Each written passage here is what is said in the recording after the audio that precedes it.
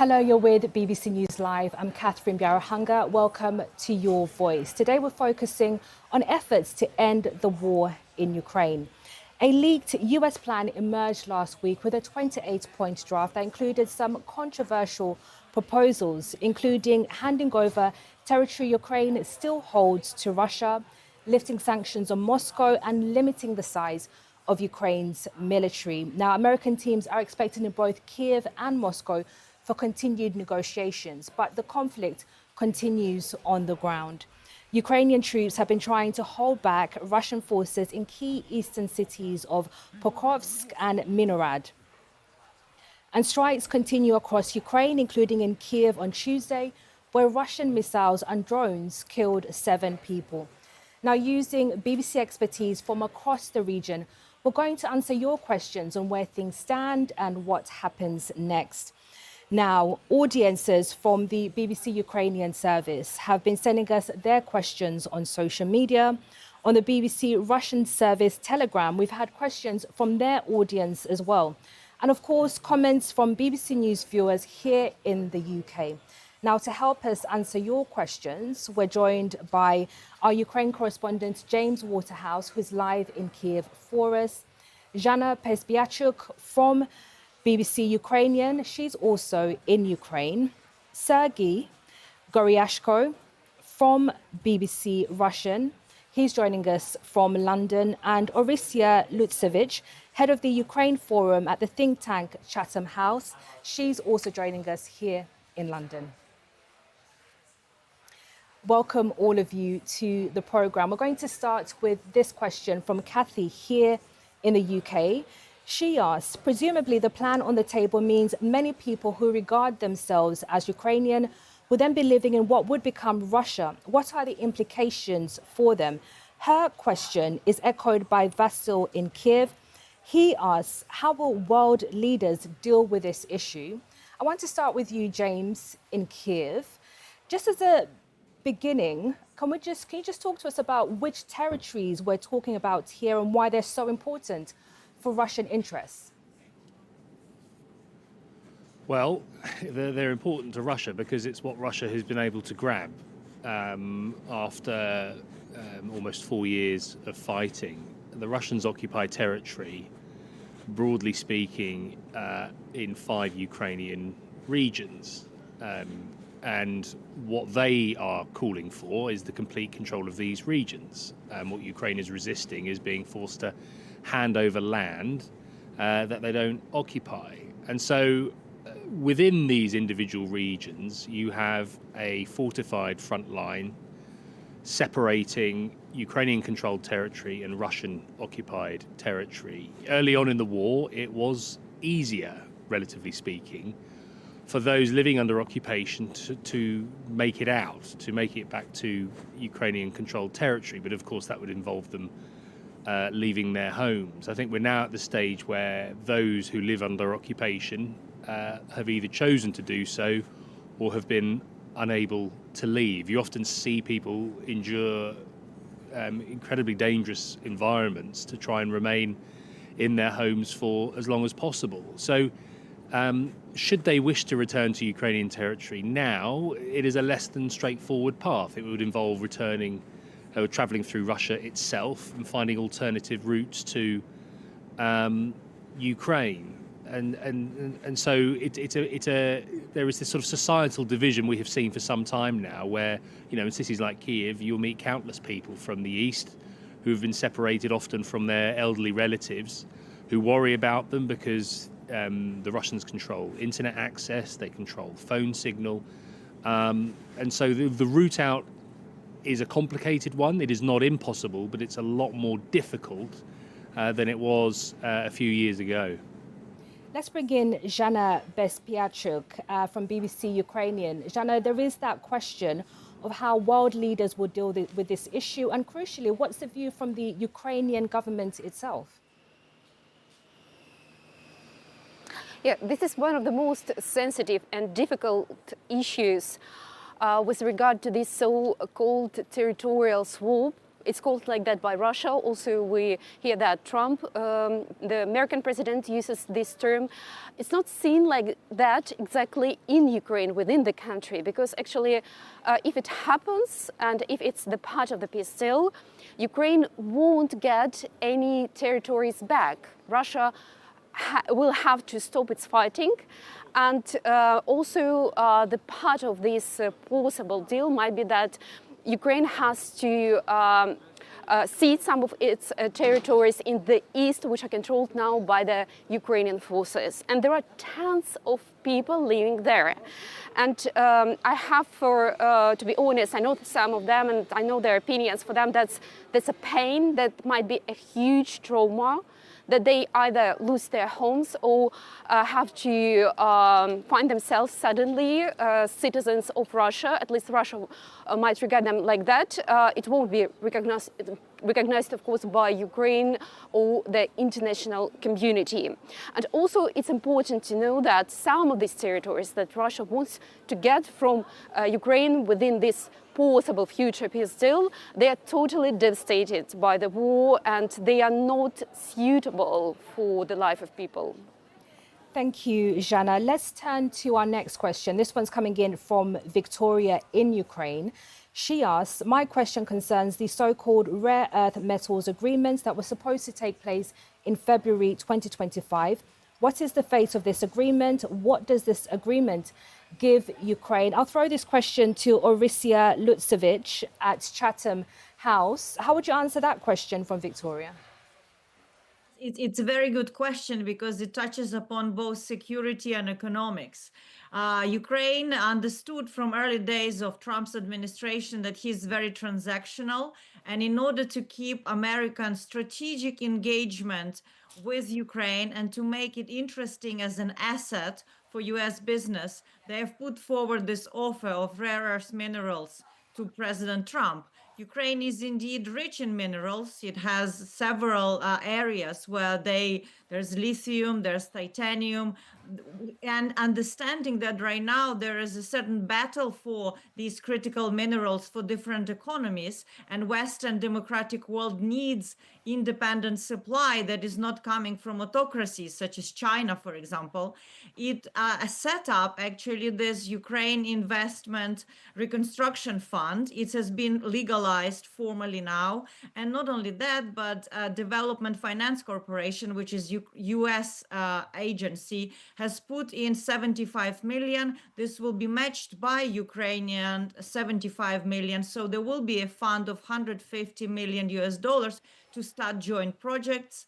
We do know that there are bylaws and rules of how this fund will function approved this year. And as early as September already this year, there were visits to some of the sites near Kirovograd that are excavating lithium that could be potential investment by a US company called TechMet, where US government has a share. So this is progressing slowly, but to have at least one case of investment would be good to demonstrate Ukraine's value. Orysia, thank you for that. And you mentioned the security aspect to any such agreement. We've had a question on this from Angelina, also in Ukraine. She asks, if previously granted security guarantees from America were violated, how can we rely on any future ones? I want to throw this to you, James. Do we know what kind of security guarantees are being negotiated? And how optimistic is Kyiv that the US will live up to those guarantees? No, we don't have much of an idea at all, really. I mean, we've been speaking to officials this week who are being very disciplined, shall we say, about what compromises are and are not being agreed with negotiations with the Americans. You know, we had a leaked plan last week, this 28-point plan, seemingly put together by America and Russia. And in it, there was a clause saying there would be a coordinated military response, according to the wording, if Russia was to invade Ukraine again after this war was to end. But that, it's hard to see or gauge the Western willingness to go into direct confrontation with Russia if that was to happen, because you just need to look at the disagreement that is taking place at the moment. You've got an America that wants Europe to plug the security gap when it comes to Ukraine's future security, the continent's future security. You have Europe seemingly still reliant on America's military might in order to do that. And so making promises beyond the end of this war are very hard to visualize, but it is these kind of security guarantees that will allow or any kind of peace agreement to last. So we really don't have any idea what is being proposed in terms of troops on the ground, in terms of weapons that would be provided, in terms of what's being described as NATO-esque security guarantees. I mean, Ukraine isn't even a member of the military alliance. And as for Russia, Russia is not climbing down from its demand that there can be no Western troops in Ukraine after the war was to end. And so it is probably the stickiest of sticking points as these continued peace negotiations take place, but they are no less crucial to there being a lasting peace in Ukraine, which still feels very distant.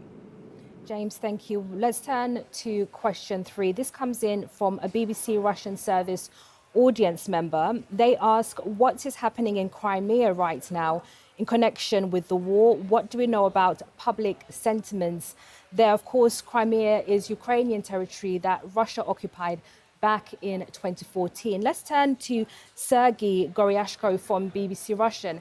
I guess the point this audience member might be trying to make is that there are parts of Ukraine that are supportive of Russia. Well, if we're talking about what's happening in Crimea in terms of the ongoing Russian invasion of Ukraine, since 2022, Crimea Peninsula, especially military infrastructure, Russian military infrastructure in the Crimean Peninsula has been suffering from strikes from the Ukrainian army. And through the last months, we see that practically on a weekly basis, there are reports about drone strikes, missile strikes on Russian military installments on the peninsula. The situation is quite dire for the Russian military there, as lots of infrastructure being damaged or lost has been reported quite often. Russia has even decided to move its Black Sea fleet away from the city of Sebastopol, saying that the general staff of the Black Sea military fleet has been moved out of it. But since we're talking about the public sentiment, it's safe to say that we cannot tell much about it. This part of Ukraine has been occupied for more than a decade by Russia. And of course, people who were expressing dissent to the occupation has been moved out or either in exile, either they were arrested, either the voices of those who opposed Russian forces, Russian authorities there were silenced. So we cannot rely much on what we seen or hearing from the Russian officials in terms of the public sentiment, and people are really afraid to speak out loud if they oppose the occupation and the ongoing invasion. Let's bring in Zhana Bezbiatchuk, who's in Kyiv. Zhana, how much do people know about what's happening in Crimea? Russia has controlled that territory for so long now. Is there an expectation from people there in Kyiv that they might have to give up that part of their country? Yeah, exactly. And I have to acknowledge that for us, journalists, it's very difficult to keep any real connection with the people in the Crimea because Russia has isolated the peninsula from mainland Ukraine and from the other regions of Ukraine. So it's really difficult, and it's sometimes dangerous for people who stay in the Crimea to keep any contacts with the people in Ukraine. From what we know and what we understand, that it's important to keep in mind that many citizens of Russia from various regions of this country, they moved to the Crimea after it was illegally annexed by the Russian government and forces. And in fact, the structure of the population has changed. Hundreds of thousands had to flee after Russia had annexed the Crimea because they had strong pro-Ukrainian views and identity. Around 50,000 of the Crimean Tatars who historically lived in the Crimea, for this nation is their homeland. They also had to move either to Ukraine or abroad because that wasn't possible for them to stay in the Crimea after its illegal annexation by Russia. As it was mentioned already, really the Ukrainian military intelligence and other Ukrainian forces, they regularly target the military infrastructure in the Crimea. It's not possible to say that the Crimea managed to stay outside the war and it's not affected by it. It's not fully safe there. And we understand that the situation is very complicated. And so far, the Ukrainian government and society, they don't have the clear answer how it will be possible and when it will be possible to regain this Ukrainian territory. Zhana, thank you. We also have this question coming into us from Natalia in Zotomir, which is just west of Kyiv. She asks, for 4 years, Europe has been hesitating instead of showing resolve and applying several pressure tools on Russia at once. So is Europe ready for decisive action to end the war in Ukraine on just terms? Or will it continue expressing concern and worry? Her sentiment is echoed by Jose here in the UK. It should be obvious by now that Putin will not deviate from his original intentions in Ukraine.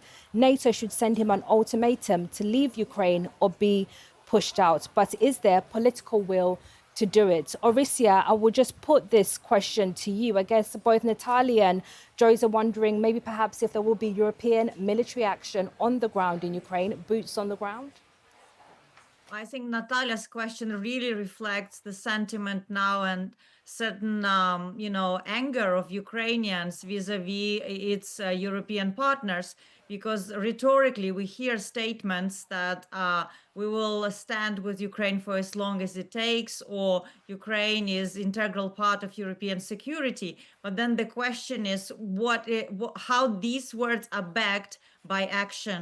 And I think this is really the crunch time for Europe, because it probably by now understood that United States is not going to end this war on the terms that would actually strengthen security in Europe. And Europe has to get its own act together on three things. On one hand, it has to have alignment of strategy. This is the war of attrition at industrial scale. And there has to be a clear understanding that Putin must not win, and that it must be seen to lose, and his gains should not be consolidated, because it will be a springboard for further invasion. We hear some of it we've heard it from President Macron. Yesterday, German Chancellor Scholz, in his speech in Bundestag, started with it, saying that Putin will not get a victory in Ukraine. Now, that strategy must be backed by resources, first of all, military, because the high-intensity war goes on. And that means for Ukraine long-range missiles. And here UK and France can do much more. Germany also has long-range missiles. And it's air defense to protect cities in Ukraine, to be able to continue resistance, to produce armaments that is needed, and to keep economy afloat. And it's also choking Russia of its resources. And that, first of all, of course, is oil and gas. The sanctions that have been introduced by United States have to be strictly enforced on these big Russian state oil companies. We do see the income falling, but also the action has to be taken around shadow fleet. And a lot of that shadow fleet goes through the Baltic Sea. And this is the Nordic and Baltic countries together have to set up the right policing force to make sure that these flows are disrupted. As part of resources, I would like also to speak about Russian sovereign assets. This has been now for nearly 4 years discussed. These 300 billion have been frozen, but they have not been really repurposed for Ukraine. And this is the question of urgency, especially as American direct assistance to Ukraine has collapsed this year. All the weapons that Ukraine received from the United States had to be purchased by Europe, and Europe was only able to put roughly 2.22 billion euros for that purposes. That is significant decrease compared to what US was giving before.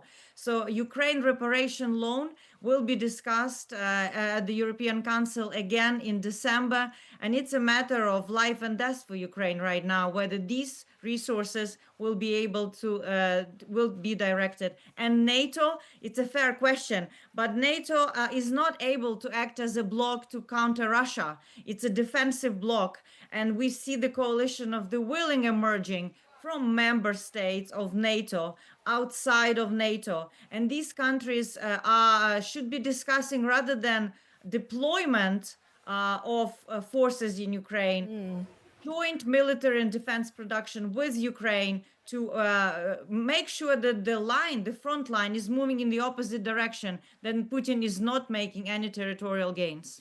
Orisia, thank you. We have a question from the BBC Russian service, an audience member there again, asking, is there any chance that President Zelensky will stay for a second term? Zhanna, I'll just bring you in on this. I guess this is pointing to some of the corruption scandals we've seen there in Ukraine involving some of the president's closest allies and friends. This morning, we heard reports that his top aide, Andrew Yermak's home, was being raided by anti-corruption officers. Just bring us up to date on what's happening and where this has left President Zelensky's reputation.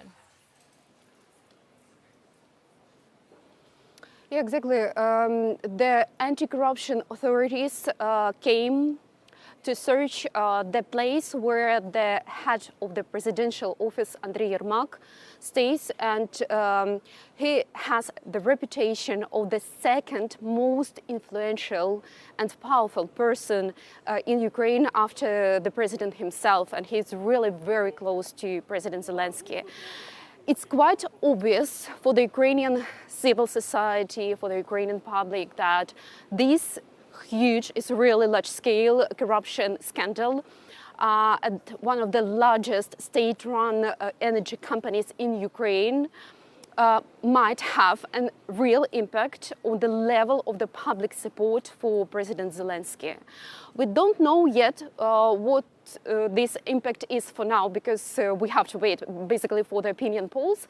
The previous opinion surveys showed in 2025, in summer, in September 2025, that Zelensky has quite a high level of the trust of the Ukrainian public, over 50-55% for sure.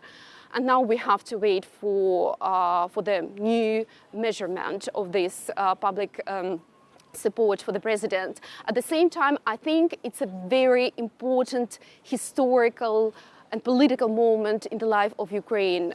For many Ukrainians, it's necessary to understand that first, it has the country has the functional, capable anti-corruption authorities that can really investigate the possible misdoings and violations of people that are even very close to the president. There is no high-ranking official in Ukraine that has anymore the immunity against such investigations. And I think it's seen by many as the huge achievement, even amid the war and difficult peace talks.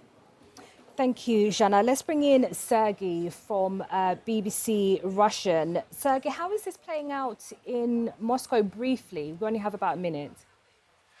Vladimir Putin has been mocking around the situation with the corruption scandal in Ukraine, and obviously it's a softball for him. He says that, well, look at them, they've stolen everything there, despite his own corruption problems in his own country and his own army, which are large scale and which are way bigger than what has been happening in Ukraine. Like, the corruption is basically the foundation of the Russian regime. So, but still, as brief as it can be, for Vladimir Putin, the more hard the situation is for Zelensky, the more difficult position Zelensky finds himself in, it's the better for the Kremlin, the better for Putin. So, of course, he's happy about this internal political scandal in the country, and he hopes that it would help him to put more pressure on Zelensky to sign an agreement which would be not in favor of Ukraine and Ukrainian society. Sergey, thank you. Let's bring in James Waterhouse in Kyiv. Finally, James, just talk to us about what's expected to happen in the coming days when it comes to these negotiations. Well, we're told by the Ukrainian side that a US delegation, the US Army Secretary Dan Driscoll, will return to Kyiv. He's been a regular here over the past week or so. It's thought that the senior US envoy Steve Witkoff will go to Moscow to meet with senior Russian officials as well. Both Ukraine and Russia seem to be buying into the process, verbally at least, but in the words of Vladimir Putin yesterday, no final agreement has been reached. And I think it's not obvious when you look at Ukraine's and Russia's red lines, it is still not clear where they converge. James, we have to leave it there, unfortunately. Thank you very much, James Waterhouse, and thank you for joining us on Your Voice here on BBC News Live.